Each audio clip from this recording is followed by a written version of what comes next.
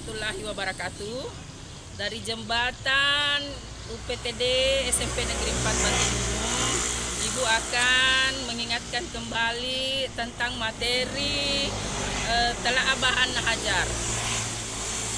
Ibu rangkum sedikit dari materi sebelumnya. Ingat, telaah bahan ajar adalah kemampuan guru mengembangkan bahan ajar. Kenapa harus dikembangkan bahan ajar? Supaya bisa menarik perhatian anak-anak untuk belajar. Jadi apa tujuan bahan ajar dikembangkan? Agar tujuan pembelajaran yang mau dicapai itu tercapai dengan menyenangkan. Dibuatlah pengembangan bahan ajar. Pengembangan bahan ajar itu sendiri ada dua. Satu, bahan ajar cetak. Dua, bahan ajar non cetak. Minggu lalu kita sudah membahas tentang bahan ajar cetak yang meliputi buku, handout, modul, LKS, ada 5. Kalian telah membuat modul pembelajaran. Bagus sekali, semua sudah masuk dan hasilnya bagus. Ingat karakteristik modul yang bagus itu bagaimana? Ingat, self introduction artinya bisa langsung membelajarkan anak. 2, bisa langsung menjadi alat evaluasi. Itu modul.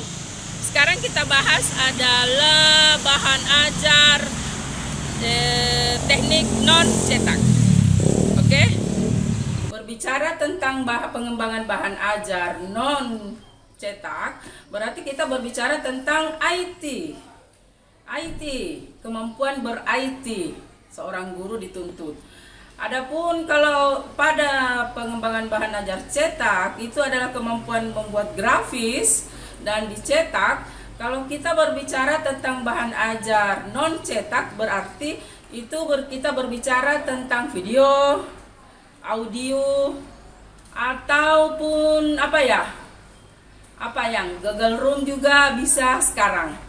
Di zaman sekarang ini, di mana kurikulum yang berlaku adalah kurikulum COVID, yang dituntut adalah kemampuan seorang guru menyajikan kegiatan pembelajaran secara daring, tapi tidak membosankan. Kenapa? Karena guru dengan siswa tidak bertatap muka langsung. Jadi tentu menggunakan berbagai macam teknologi untuk menarik minat anak belajar itu lebih dituntut. Oke, ada beberapa contoh dari media ajar non cetak. Kita bahas di sesi selanjutnya. Oke. Bahan ajar non cetak dapat didefinisikan secara sederhana sebagai bahan atau materi pelajaran yang disusun oleh guru sistematis dan oleh peserta didik, baik pembelajaran offline atau pembelajaran online. Mengapa dikatakan pembelajaran offline? Artinya bisa saja seorang guru merekam secara audio atau secara video, kemudian memberikannya kepada siswa pada saat yang ditentukan. Oke, adik-adik sekalian, mahasiswa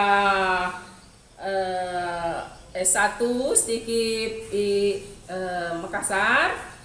Sekarang Ibu menjelaskan secara detail contoh-contoh bahan ajar non cetak. 1. Bahan ajar audio.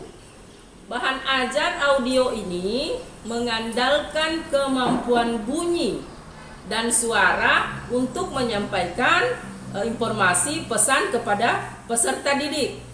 Rekaman audio dalam pembelajaran merupakan suatu strategi untuk membantu peserta didik dalam membaca.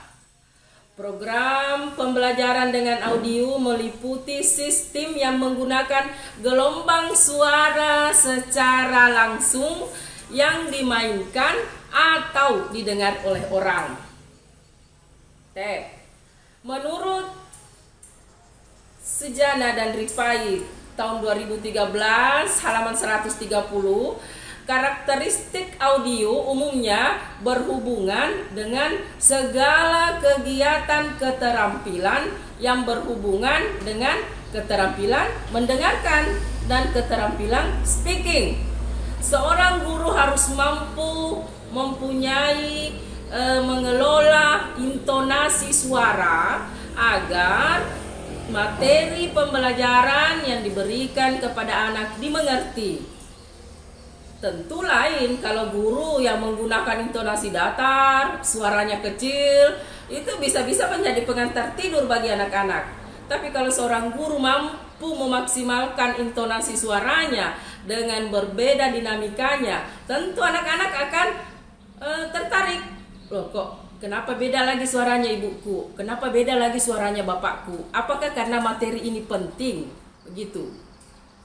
Oke? Media audio dalam bentuk suara musik dan kata-kata bisa diberikan secara langsung, bisa juga diberikan secara tidak langsung. Apa sih maksudnya Ibu secara tidak langsung? Artinya direkam dulu. Saat tentu yang dipergunakan waktunya baru diperdengarkan. Untuk audio ini, untuk teknik non cetak ini, sekarang ini yang paling dipergunakan guru dalam daring. Kenapa? Karena tidak ada tatap muka. Betul dipergunakan modul, betul dipergunakan LKS. Tapi itu biasanya dalam bentuk evaluasinya, cenderung ke evaluasinya. Tapi kalau untuk media non cetak itu langsung yang dipergunakan guru dalam rangka pembelajaran ini. Sebentar Ibu akan perlihatkan satu contoh guru dari sekolah Ibu yang mempergunakan video pembelajaran dalam kegiatan pembelajarannya. Beliau adalah salah satu guru IPA di sini, laki-laki. Beliau mengikuti lomba inovasi guru. Nanti saya akan perlihatkan videonya yang dipergunakan. Banyak di YouTube, bisa kalian lihat nanti. Oke? Untuk rekaman suara, nanti Ibu juga berikan satu contoh dari gurunya Ibu yang memberikan rekaman suara untuk kegiatan pembelajaran. Oke? Sekarang yang kedua adalah bahan ajar video. Bahan ajar video pembelajaran adalah bahan ajar yang diperoleh dari kamera pembelajaran yang dikemas dalam tampilan visual digital. Jadi kalau audio tidak menggunakan kamera, video menggunakan kamera. Oke, yang mana jenis-jenisnya itu? Video conference. Biasa lihat video conference? Sekarang semua kegiatan kenegaraan video conference semua. Kenapa? Karena dilarang tatap muka.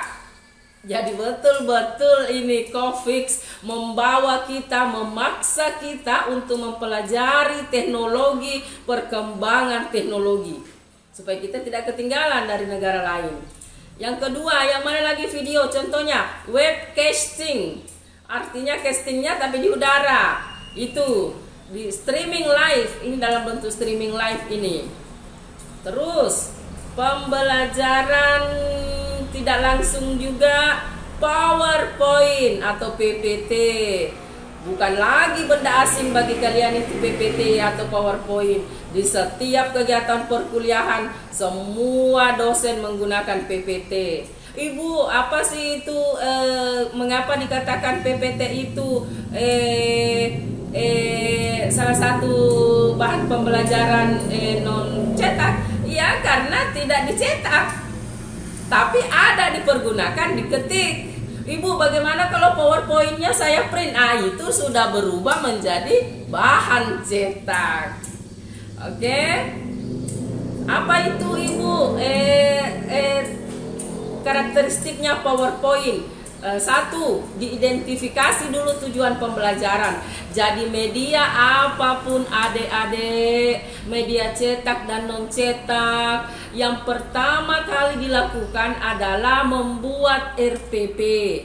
Di RPP itu dipelajari tujuan pembelajarannya apa, materinya apa, teknik penilaiannya apa. Sesudah kita menguasai materi yang ada di RPP, baru kita bikin langkah-langkahnya. Ibu, kenapa saya harus membuat langkah-langkahnya? Supaya sistematis. tidak memboros waktu. Kalau kita sudah membuat langkah-langkahnya, di session 1 saya memperkenalkan tentang bahan ajar, saya harus berada di sini. Ketika saya memperkenalkan contoh medianya, saya berada di sini. Dan ketika saya menjelaskan tentang media-medianya, saya berada di sini. Itu maksudnya. Oke? Sekarang yang keempat adalah buku elektronik. Bu, yang mana sekarang dikembangkan buku media elektronik? Kenapa bisa, Bu? Karena biasanya terkendala dengan cetakan. Jadi kalau guru sudah mau menjelaskan atau orang tua murid sudah mau mencari buku itu, tinggal lihat dari internet, di-download, kemudian di-print. Itu kecanggihan teknologi. Oke? Sekarang Ibu rangkum. Pengembangan bahan ajar perlu dimiliki oleh seorang guru. Kenapa? Karena itu adalah mendukung kegiatan pembelajarannya. Pengembangan media ajar ada 2, bahan cetak, bahan non-cetak. Bahan cetak menggunakan grafis dalam bentuk cetakan ada. Yang kedua adalah non-cetak dalam bentuk IT, kemampuan IT. Masing-masing ada contohnya. Sudah juga Ibu jelaskan tentang karakteristiknya. Oke, begitu video pembelajaran Ibu hari ini. Semoga bermanfaat. Lebih dan kurangnya dimaafkan. Ibu menerima saran, masukan nanti sesudah kegiatan pembelajaran ini. Goodbye, sukses selalu, jaga kesehatan untuk keluarga kita. Assalamualaikum warahmatullahi wabarakatuh.